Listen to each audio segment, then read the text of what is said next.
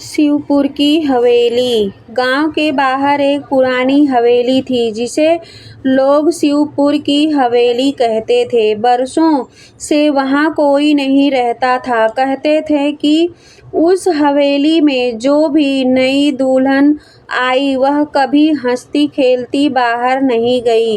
लोग इसे अंधविश्वास कहते, लेकिन सच्चाई इससे कहीं ज्यादा डरावनी थी।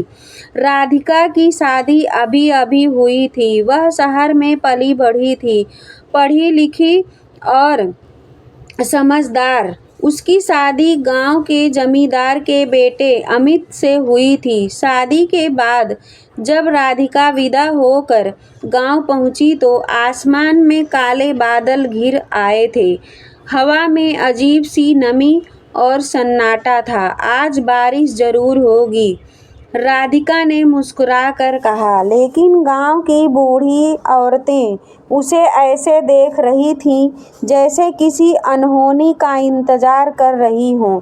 हवेली का पहला दिन। हवेली बहुत बड़ी थी, लेकिन अंदर घुसते ही अजीब सी ठंडक महसूस हुई। दीवारों पर जाले, पुराने झूमर और फर्श पर जमी धूल, सब कुछ जैसे समय में जकड़ा हुआ था।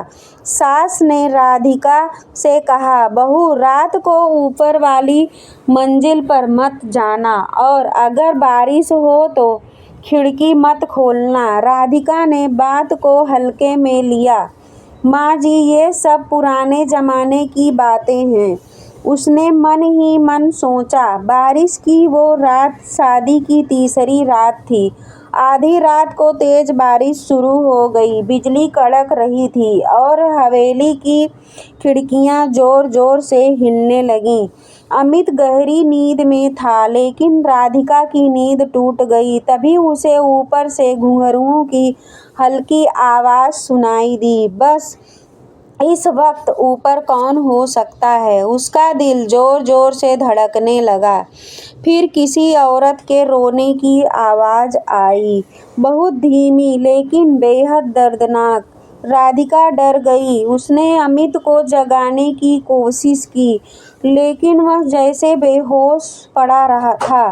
तभी कमरे की मोमबत्ती बुझ गई और अंधेरा छा गया। आईने में वो चेहरा।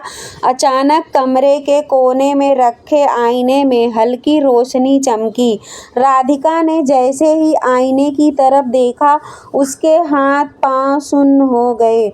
आईने में एक नई दुल्हन खड़ी थी, लाल जोड़े में, लेकिन उसका चेहरा जला हुआ था। आंखों से काला पानी टपक रहा था और होंठ कांप रहे थे। तुम मेरी जगह आई हो, वो फुसफुसाई। राधिका चीखना चाहती थी, लेकिन आवाज गले में ही अटक गई। हवेली का राज। अचानक दरवाजा खुला और सास अंदर आई। उनके चेहरे पर डर और पछतावा साफ दिखाई दे रहा था। बहू, अब सब सच बताने का वक्त आ गया है। सास रो पड़ी। उन्होंने बताया कि सालों पहले अमित के दादा ने इस हवेली में एक गरीब लड़की से जबरन शादी करवाई थी। शादी की रात बारिश में उसी लड़की को जिंदा जला दिया गया था। तभी से उसकी आत्मा हर नई दुल्हन को अपना शिकार बनाती है। हम सब मजबूर थे, सास बोली। उस आत्मा से बचने का कोई रास्ता नहीं था। आत्मा का क्रोध। अचानक हवा तेज हो गई। ऊपर से वो आत्मा उतरकर कमरे में आ खड़ी हुई। पूरा कमरा ठंडा पड़ गया। मुझे न्याय चाहिए, उसकी आवाज गूंज रही थी। राधिका ने हिम्मत जुटाई और कहा, अगर तुम्हें न्याय चाहिए तो हमें बताओ, किसी और को क्यों सजा दे रही हो? आत्मा कुछ पल चुप रही, फिर उसकी आंखों से खून के आंसू गिरने लगे। मेरी मौत का सच दुनिया के सामने लाओ, हवेली छोड़ दो।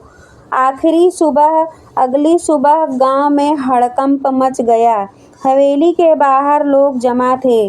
अमित और उसका परिवार सब कुछ छोड़कर शहर चला गया। राधिका ने पुलिस को पूरी कहानी बताई। हवेली को सील कर दिया गया और गांव वालों ने पहली बार उस लड़की के लिए पूजा करवाई। कहते हैं उस दिन के बाद हवेली से रोने की आवाज़ कभी नहीं आई। लेकिन आज भी अब जब तेज बारिश होती है तो लोग कहते हैं एक नई दुल्हन लाल जोड़े में हवेली की खिड़की पर खड़ी दिखती है, बस किसी और का इंतज़ार करते हुए। गाइस, इस तरह की हॉरर स्टोरी आपको पसंद आए तो चैनल को लाइक और सब्सक्राइब ज़रूर करना। Thank you guys.